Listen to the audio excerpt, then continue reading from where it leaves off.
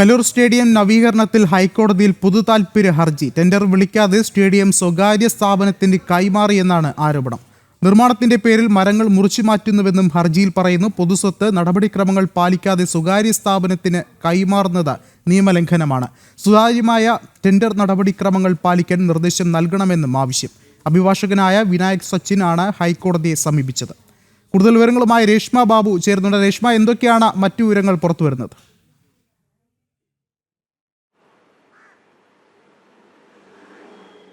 വിഷ്ണു, മെസ്സിയുടെ പേരും പറഞ്ഞ് കലൂർ സ്റ്റേഡിയം നവീകരിക്കുന്ന ആ ഒരു നടപടി ചോദ്യം ചെയ്തുകൊണ്ട് തന്നെയാണ് നിലവിൽ ഹൈക്കോടതിയിൽ പൊതുതാൽപര്യ ഹർജി എത്തിയിരിക്കുന്നത്. അഭിഭാഷകനായ വിനായക് സച്ചിനാണ് ഹർജി നൽകിയിരിക്കുന്നത്. പ്രധാനമായിട്ടും ചില നിയമവിരുദ്ധതയാണ് ചൂണ്ടിക്കാണിച്ചിട്ടുള്ളത്. അതായത് സാധാരണ രീതിയിൽ ഒരു പൊതുസ്വത്ത് അല്ലെങ്കിൽ ഒരു GCD എന്ന് പറയുന്നത് സർക്കാരിന്റെ അധീനതയിലുള്ള ഒരു സ്ഥാപനം തന്നെയാണ്. അതിന്റെ നിയന്ത്രണത്തിലുള്ള സ്റ്റേഡിയം നവീകരിക്കുന്ന സമയത്ത് സ്വാഭാവികമായിട്ടും ഒരു ടെൻഡർ വിളിക്കേണ്ടതുണ്ട്. കൃത്യമായിട്ട് ചട്ടപ്രകാരം ടെൻഡർ വിളിച്ച് വേണം നവീകരണ പ്രവർത്തനങ്ങൾ നടത്താൻ. പക്ഷേ ഇക്കാര്യത്തിൽ സ്പോൺസർക്ക് യാതൊരു നിയന്ത്രണങ്ങൾ അല്ലെങ്കിൽ മറ്റ് തരത്തിലുള്ള ചട്ടങ്ങളൊന്നും തന്നെ പാലിക്കാതെ നേരെ ഈ സ്റ്റേഡിയം നവീകരണത്തിനായിട്ട് കൊടുക്കുന്നു. അവിടെ ഈ നവീകരണത്തിന്റെ പേരിൽ ചില നിർമ്മാണ പ്രവർത്തനങ്ങൾ നടക്കുന്നു. അതോടൊപ്പം തന്നെ മരങ്ങളൊക്കെ തന്നെ മുറിച്ചു മാറ്റപ്പെടുന്നു.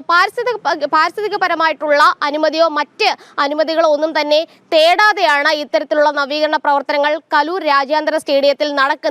ഇത് അനധികൃതമാണ് എന്നുള്ള ഒരു വാദം തന്നെയാണ് ഹർജിക്കാരൻ ഉന്നയിച്ചിട്ടുള്ളത്. എന്തായാലും നിലവിൽ ഹർജി ഹൈക്കോടതിയുടെ പരിഗണനയ്ക്ക്, അതായത് ചീഫ് ജസ്റ്റിസ് അധ്യക്ഷനായിട്ടുള്ള ഡിവിഷൻ ബെഞ്ചിന്റെ മുന്നിൽ പരിഗണനയ്ക്ക് വന്ന സമയത്ത് ചില രേഖകൾ കൂടി ഹാജരാക്കാൻ ഒരു സാവകാശം നൽകിയിരിക്കുകയാണ്. അതായത് ഹർജി ഭേദഗതി ചെയ്യാൻ ഒരു സാവകാശം നൽകിയിട്ടുണ്ട്. അതിന്റെ അടിസ്ഥാനത്തിൽ വ്യാഴാഴ്ചത്തേക്ക് ഈ പ്രസ്തുത പൊതുതാൽപര്യ ഹർജി മാറ്റുകയും ചെയ്തിട്ടുണ്ട്. നേരത്തെ തന്നെ GCD പറഞ്ഞിട്ടുള്ളത് SKF-ന്, അതായത് സ്പോർട്സ് കേരള ഫൗണ്ടേഷനാണ് തങ്ങൾ ഈ കരാർ നൽകിയിട്ടുള്ളത്, അല്ലെങ്കിൽ സ്റ്റേഡിയം നവീകരണവുമായി ബന്ധപ്പെട്ടുള്ള കാര്യങ്ങളൊക്കെ തന്നെ ചെയ്തിട്ടുള്ളത്.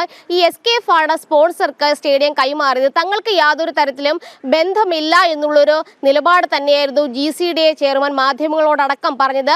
അതിനിടെ തന്നെ ഈ ചുറ്റുമതിൽ നിർമ്മാണമൊക്കെ തന്നെ പുരോഗമിച്ചിരുന്നു. പക്ഷേ ചുറ്റുമതിൽ നിർമ്മാണത്തിന് കോർപ്പറേഷനിൽ നിന്ന് അനുമതി തേടാതെയായിരുന്നു നടപടികൾ സ്വീകരിച്ചത്.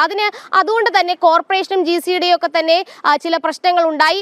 ഈ ചുറ്റുമതിൽ നിർമ്മാണം നിർത്തിവെക്കാനായിട്ട് കോർപ്പറേഷൻ നിലവിൽ നോട്ടീസ് നൽകുകയും അതിന്റെ അടിസ്ഥാനത്തിൽ നടപടികൾ നിർത്തിവെക്കുകയും ചെയ്തിട്ടുണ്ട്. എന്തായാലും ഈ പൊതുതാൽപര്യ ഹർജിയിൽ പറഞ്ഞിട്ടുള്ളത് അനധികൃതമായിട്ടാണ് സ്പോൺസർ ഈ നവീകരണ പ്രവർത്തനങ്ങൾ മുന്നോട്ട് കൊണ്ടുപോകുന്നത്. മത്സരം ഇല്ലാത്തൊരു സാഹചര്യത്തിൽ കൂടി ഈ പ്രവർത്തനങ്ങൾ മുന്നോട്ട് പോകുന്നുണ്ട്. അത് അനധികൃതമായിട്ടാണ്. പൊതുസ്വത്ത് എങ്ങനെയാണ് ഒരു സ്വകാര്യ സ്ഥാപനത്തിന് കൊടുക്കാൻ സാധിക്കുക?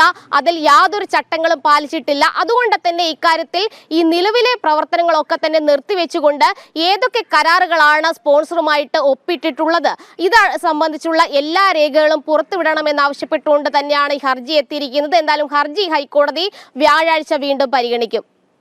ശരി, രേഷ്മയാണ് വിവരങ്ങൾ നൽകിയത്.